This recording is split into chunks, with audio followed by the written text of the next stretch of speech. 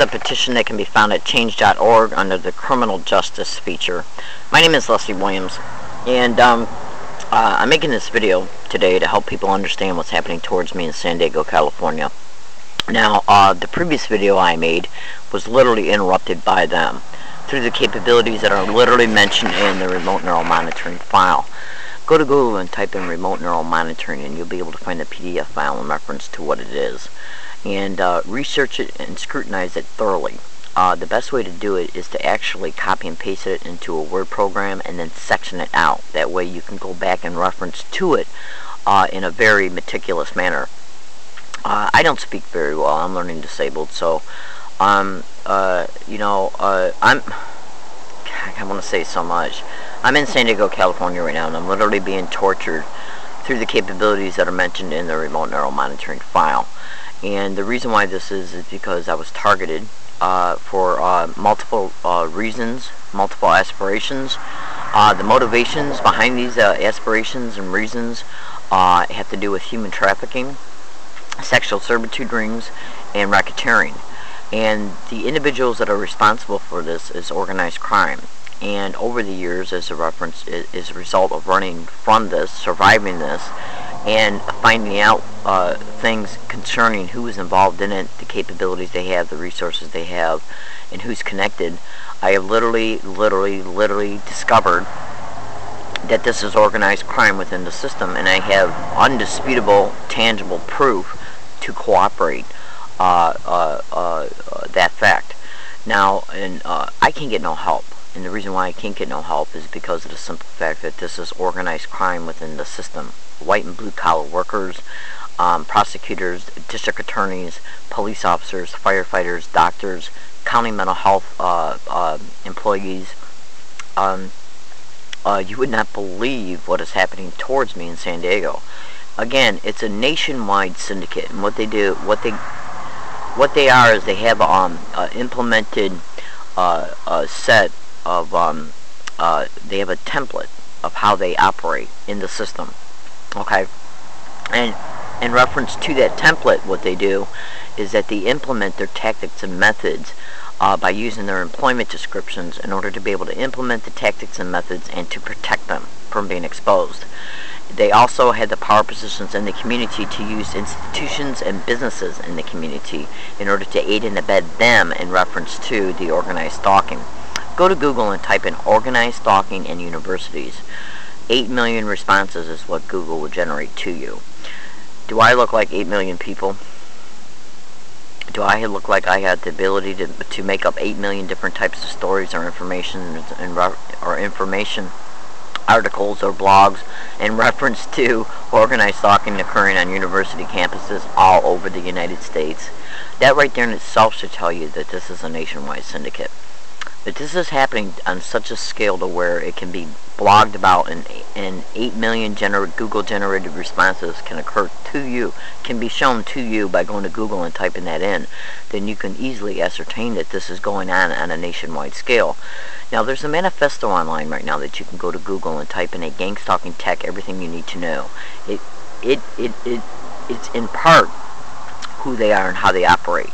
And if you copy and paste that into a Word program and section it out, and then research organized stalking at YouTube and Google, then you can thoroughly, then you can see what is happening towards me in San Diego. It was also happening towards me in Michigan and in Tennessee.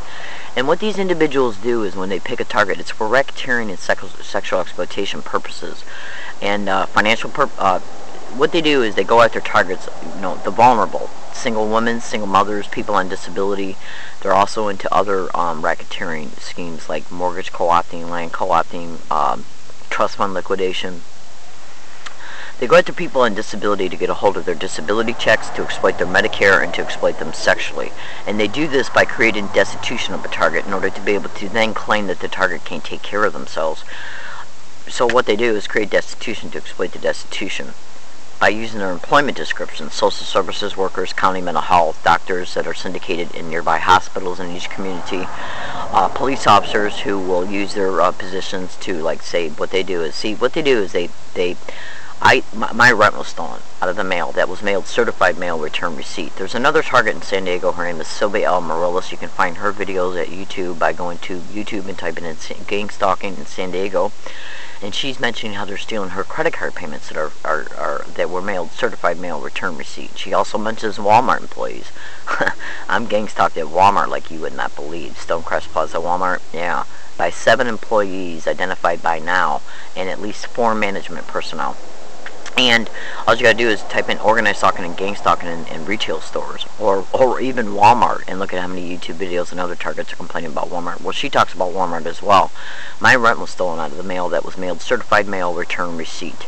In my last 4 apartments, okay, that it's actually more than 4, but my last 4 apartments I was subjected to non-stop electronic harassment, non-stop infiltration of my electronic devices to where I couldn't even watch TV.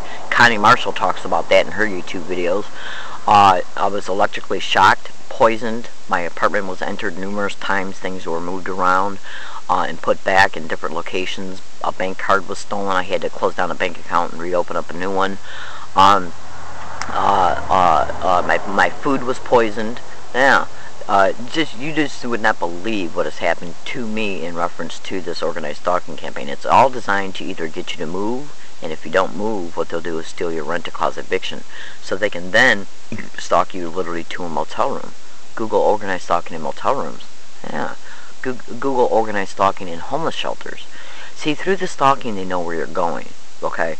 And as a result, because that's achieved through GPS tracking, that's achieved through either cell phone or implantation, believe that or not.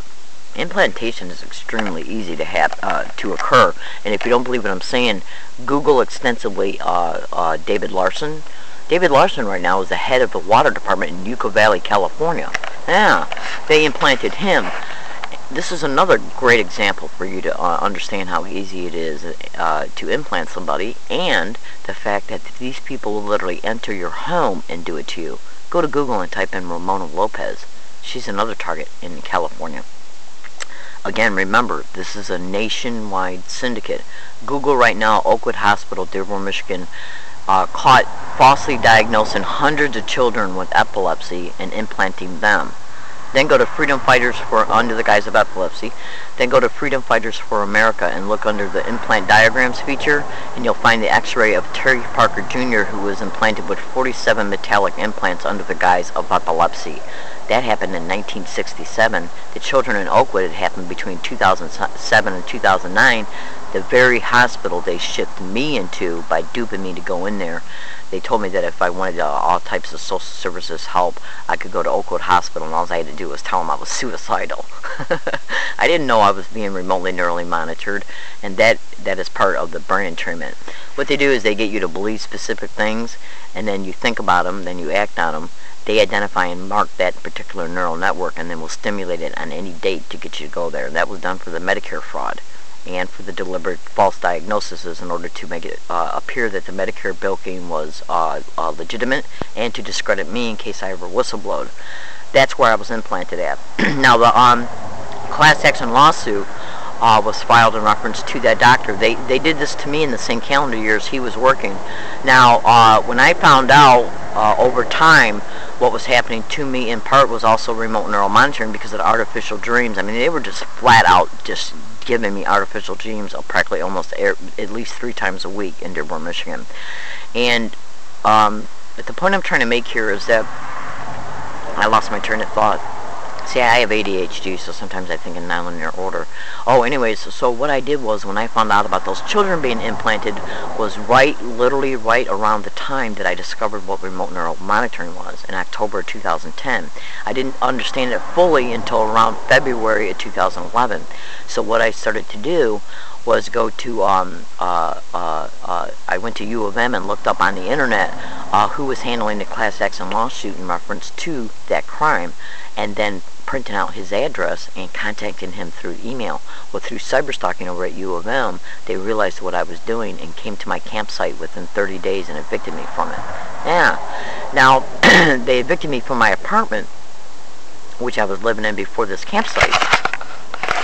Okay. okay, within 30 days of me going to Amnesty International, the ACLU, and going to the Detroit Free Press, which is a huge newspaper that covers all the counties in Michigan. Within 30 days of me going to the Amtrak station and buying a ticket to Ann Arbor to go to the ACLU, and they knew why I was doing it, because I was being remotely neurally monitored, and because I had been to that ACLU meeting before in reference to going there to complain about being a target of this crime. The Amtrak station is located 50 feet behind the Dearborn Police Station, and the Dearborn Police are mentioned all over my blogs that they were directly involved in this crime, and they knew what I was doing in reference to looking up the Benner Law Firm, because I was looking them up at the U of M computers at U of M, and there's a video online right now of me catching a gang stalker harassing me at U of M. You would not believe the proof I have. The proof I have is literally undeniable. This is a battery, okay?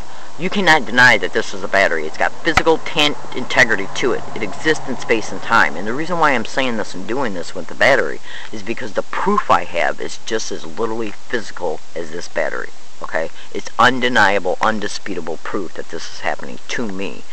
And since it's a nationwide syndicate, I came out here in 2006 and was gang stalked, and I didn't even know what was happening to me was gang stalking. But I made emails and was contacting people about what was happening to me and describing what was happening to me.